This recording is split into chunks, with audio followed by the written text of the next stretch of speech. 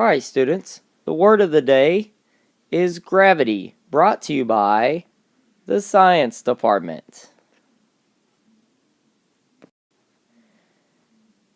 Gravity is a force that acts on objects with mass and will pull objects towards each other.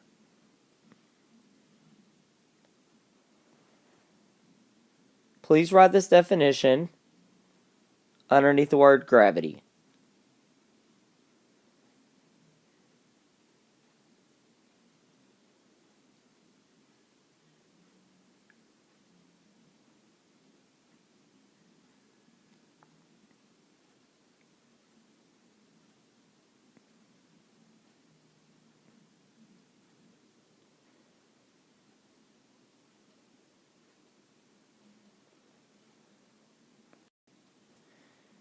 Alright, well, one of the things about gravity you have to understand is the difference between mass and weight. Mass is how much matter something's made of. So, on the Earth, your mass would be 120 kilograms, and on the moon, your mass would be 120 kilograms. The amount of stuff you're made out of, the amount of matter that you're made out of, does not change regardless of where you're at. Weight, on the other hand, is the effect of gravity on your mass.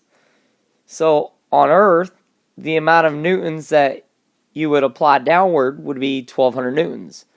On the moon, your weight would only be approximately 200 newtons. So that's why if you ever see a video of astronauts on the moon, when they jump, they look like they jump a tremendously long way because of the lower gravity. So what does gravity depend on anyways? Gravity depends on two things. Mass, in other words, how much matter it's made out of, whether it's big or small, and then the distance from objects. Please write these two down underneath your definition.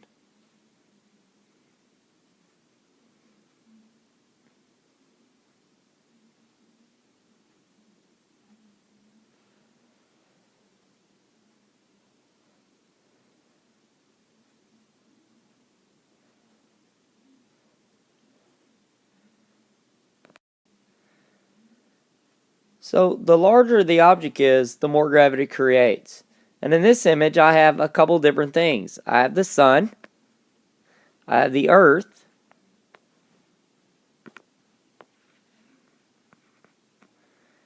and I have the moon. Which of these objects has more mass?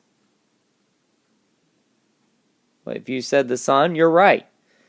Which one has least mass? The moon? The moon definitely has less mass.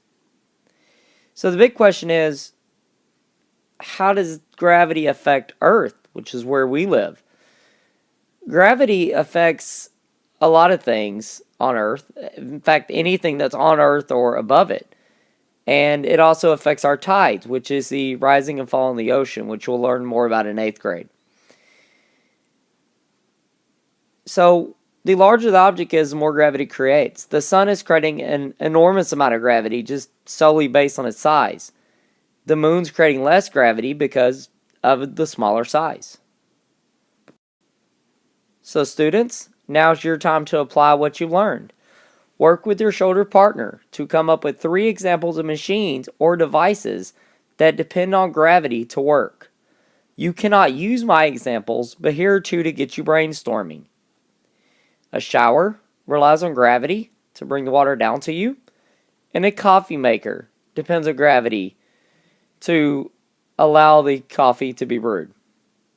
You have 3 minutes.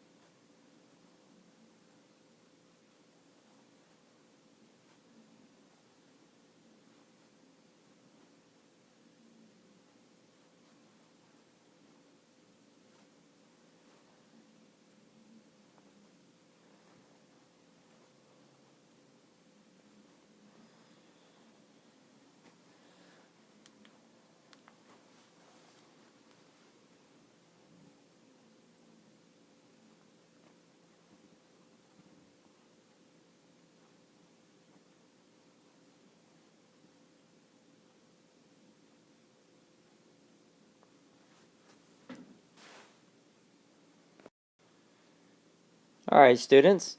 So that's gravity. It's what pulls us down and what gets you down. Please put this vocabulary in the science divider in your notebook.